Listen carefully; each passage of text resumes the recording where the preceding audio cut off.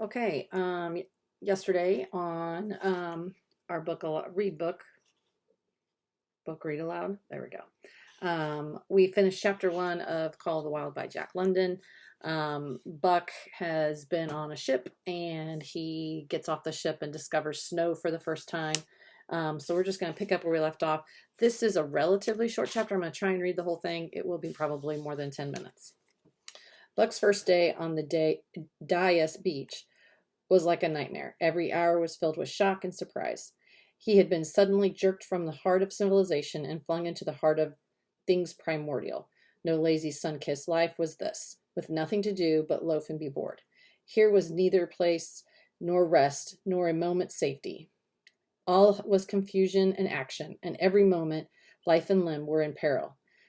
There was imperative need to be constantly alert, for these dogs and men were not town dogs and men. They were savages, all of them, who knew no law but the law of club and fang. He had never seen dogs fight as these wolfish creatures fought, and his first experience taught him an unforgivable lesson. It is true, it was a vicarious experience, else he would not have lived to profit by it. Curly was the victim. They were camped near a log store where she, in her friendly way, made advances to a husky dog the size of a full-grown wolf, though not half so large as she. There was no warning, only a leap in like a flash, a metallic clip of teeth, a leap out equally swift, and Curly's face was ripped open from eye to jaw. It was the wolf manner of fighting, to strike and leap away, but there was more to it than this. 30 or 40 huskies ran to the spot and surrounded the combatants in an intent and silent circle. Buck did not comprehend that silent intentness, nor the eager way with which they were licking their chops. Curly rushed her antagonist, who struck again and leaped aside. He met her next rush with his chest in a peculiar fashion that tumbled her off her feet. She never regained them. This is what the onlooking huskies had waited for. They closed in upon her, snarling and yelping, as she was buried, screaming with agony, beneath the bristling mass of bodies. So sudden was it, and so unexpected, that Buck was taken aback. He saw Spritz run out his scarlet tongue in a way he had of laughing, and he saw Francois, swinging an axe, spring into the mess of dogs. 3 men with clubs were helping him to scatter them. It did not take long, 2 minutes from the time Curly went down, and the last of her assailants were clubbed off. But she lay there limp and lifeless in the bloody, trampled snow, almost literally torn to pieces. The swart half-breed standing over her and cursing horribly. The scene often came back to Buck to trouble him in his sleep. So that was the way. No fair play. Once down, that was the end of you. Well, he would see he never went down. Spitz ran out his tongue and laughed again, and from that moment Buck hated him with a bitter and deathless hatred. Before he had recovered from the shock caused by the tragic passing of Curly, he received another shock. Francois fastened upon him an arrangement of straps and buckles. It was a harness such as he had seen the grooms put on a horse at home, and as he had seen horses work, so he was set to work, hauling Francois on a sled to the forest that fringed the valley, and returning with a load of firewood. Though his dignity was sorely hurt by thus being made a draft animal, he was too wise to rebel. He buckled down with a will and did his best. Though it was all new and strange, Francois was stern, demanding instant obedience, and by virtue of his whip receiving instant obedience. While Dave, who was an experienced wheeler, nipped Buck's hindquarters whenever he was in air. Spitz was the leader, likewise experienced, and while he could not always get at Buck, he growled sharp reproof now and again, or cunningly threw his weight in the traces to jerk Buck into the way he should go. Buck learned easily, and under the combined tuition of his 2 mates and Francois, made remarkable progress.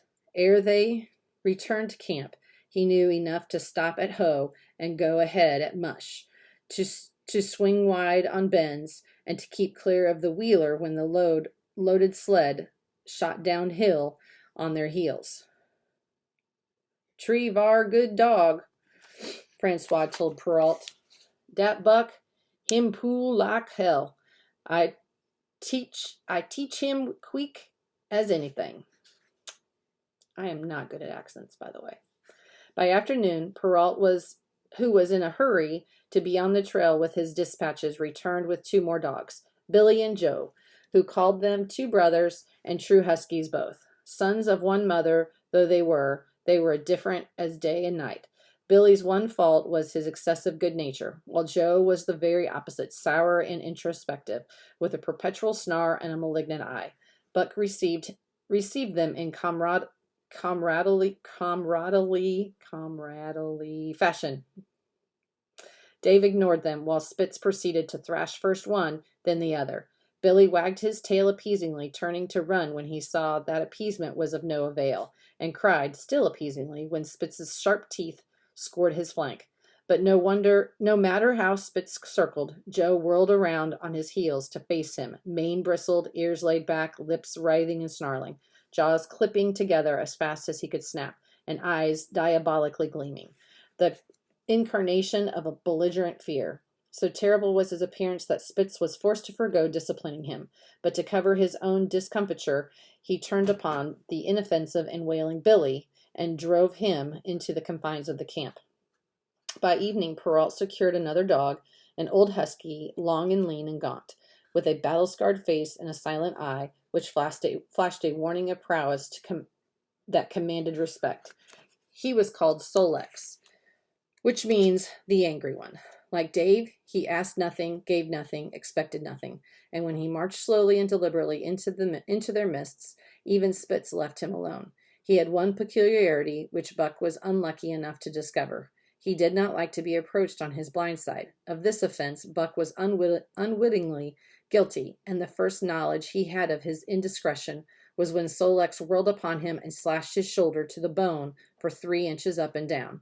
Forever after, Buck avoided his blind side, and to the last of their comradeship had no more trouble. His only apparent ambition, like Dave, was to be left alone, though, as Buck was afterward to learn, each of them possessed one other and even more vital ambition. That night, Buck faced the great problem of sleeping. The tent, illumined by a candle, glowed warmly in the midst of the white plain, and when he, as a matter of course, entered it, both Perrault and Francois bombarded him with curses and cooking utensils till he recovered from his consternation and fled ignominiously into the outer cold.